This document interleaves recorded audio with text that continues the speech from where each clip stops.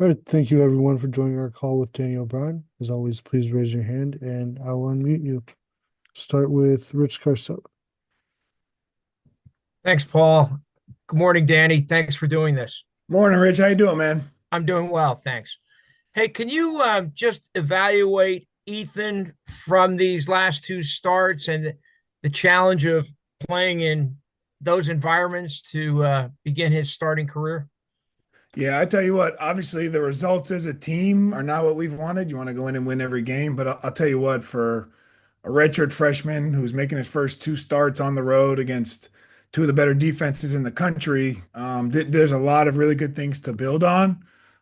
Each week there's things that we attack to get better based off the film, but you talk about a kid, we talk in our room all the time in recruiting, when they get here, of preparing like you're the starter. Certainly there's things to work on, but he's very talented. And you talk about a kid, there's no pre-snap operational penalties, there's been no mental errors.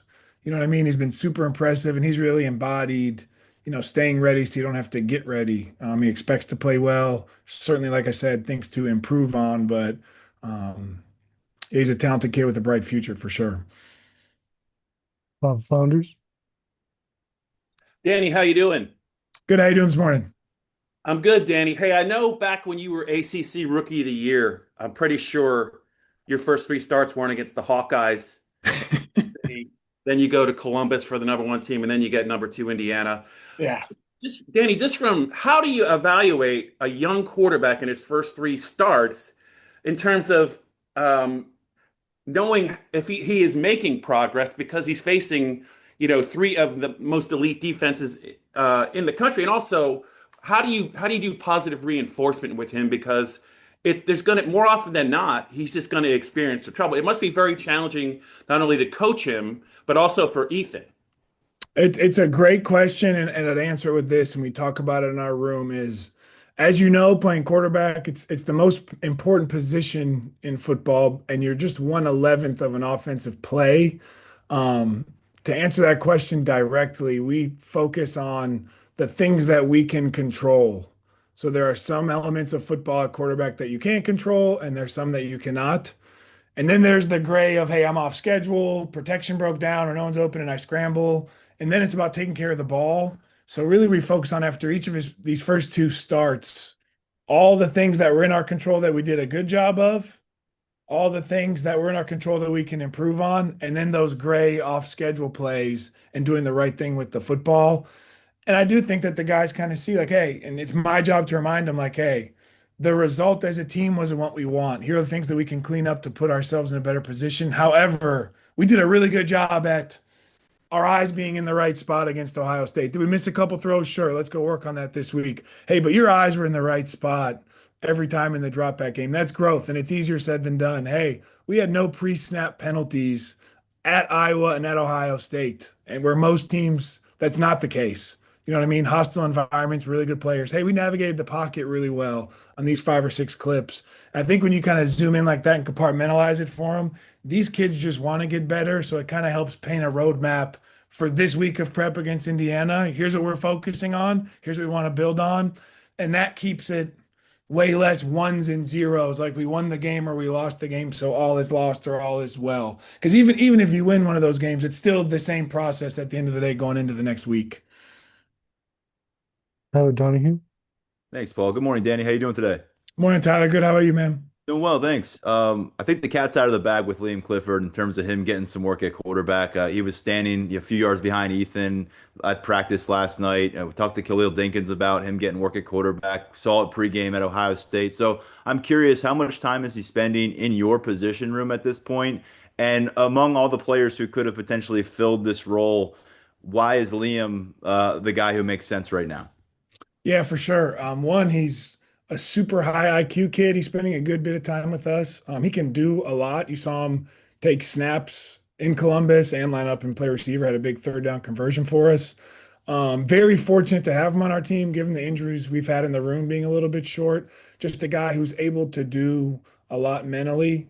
He played high school quarterback, which I think factors in just the comfort of snapping a football and catching it and meshing with the running back, as simple as that might sound. Like all the stuff that go into just getting a playoff that you can take for granted. So great kid, very fortunate we have him on the team, and then to be able to help with us right now with just the depth chart situation that we have has been a blessing. And yeah, he'll do whatever's asked of him. He's always been that way, Penn State kid and all that. So he'll be ready to go in whatever role we ask him to do this week.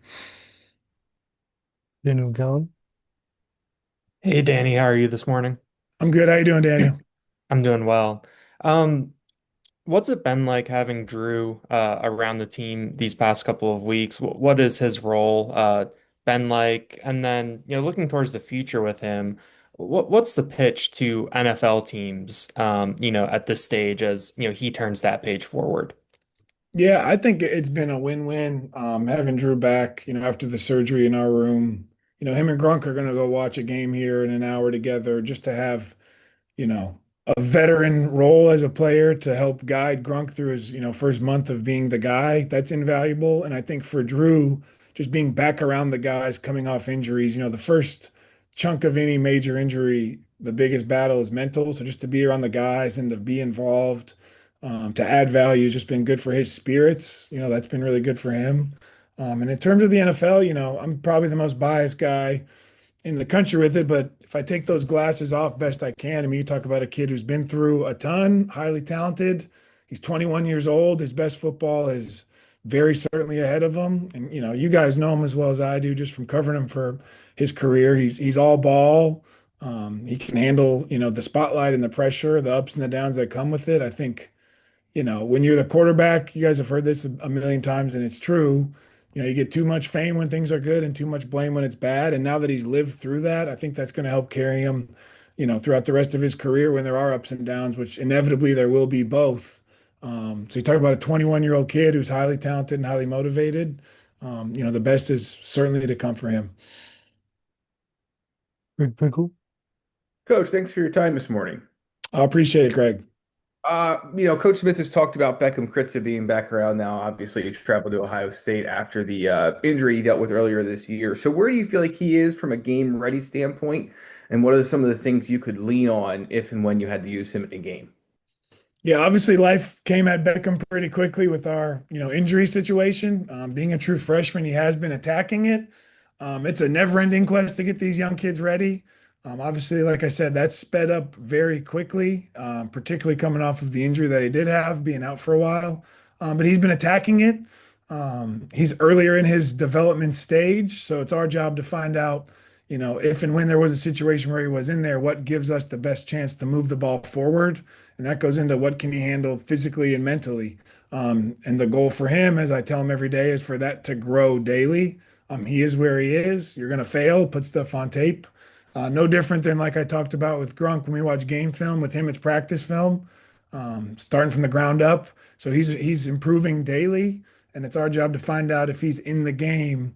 What does he do well to give us a chance to move the ball forward and inevitably score points? Audrey Snyder. Hey, Danny, appreciate your time this morning. How you doing, Audrey? Good, thanks. What has this past month been like for you? Obviously, your relationship with James, difficult situation you all have been put in, and being kind of a younger coach. What's been the challenging part of this, both the personal and the professional side? It's been a lot of both, and obviously it's been, very emotional.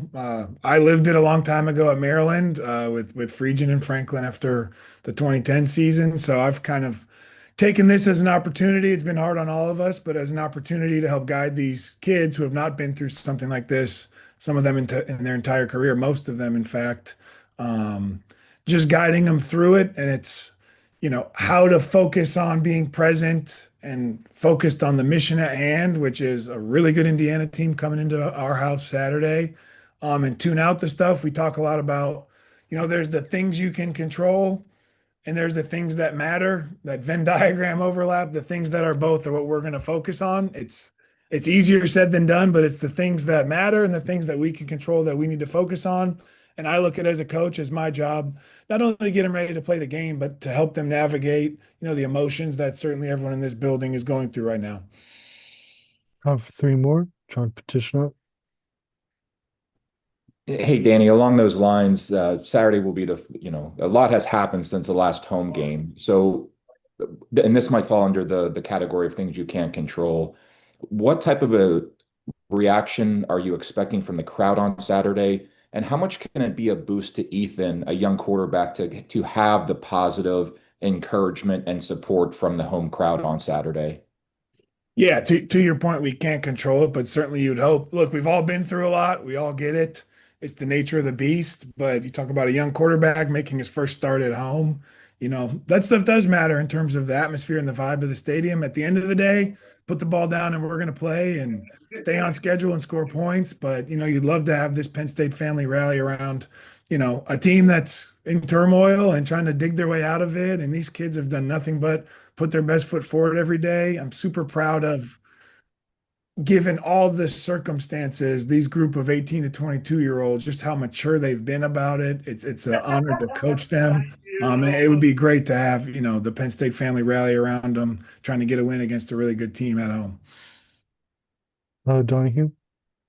Yeah, Danny, I'm curious. You lost your quarterback commit a few weeks ago. Obviously, everyone's wondering about their own futures on this staff, but how are you personally handling your role in helping the future long term at this position for Penn State? It's hard to get a read on from our vantage point. What does your process look like there right now?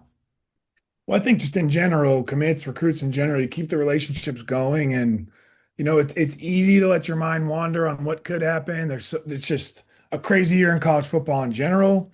What I've concluded is just continue to build relationships with the ones that you have been, continue to do your job because there's just so much unknown, and just trying to stay in the present, help us get this win. That's what's best for Penn State, current and future. Keep developing these relationships. That's what's best for Penn State, current and future. And then just take the next step in stride. And it's easier said than done.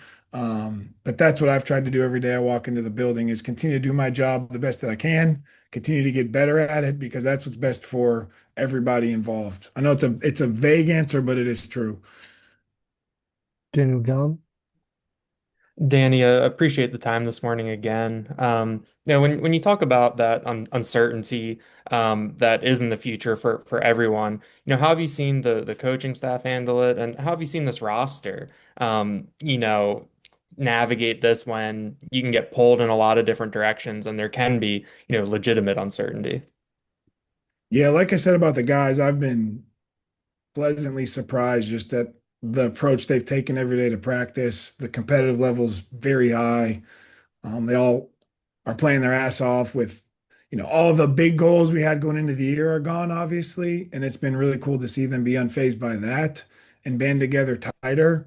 I think Coach Smith has done an unbelievable job in setting that in terms of running the team meetings and his messages before and after practice, and the staff as well. Because truly, at the end of the day, no matter what happens at the end of this season with anyone, we all look at it like it is our duty to prepare these kids for the game and to navigate them through, a tough time. You know what I mean? How to handle adversity and how to continue to get better and attack your craft. And I think a lot of it comes down to just both coaches and players that just love this game.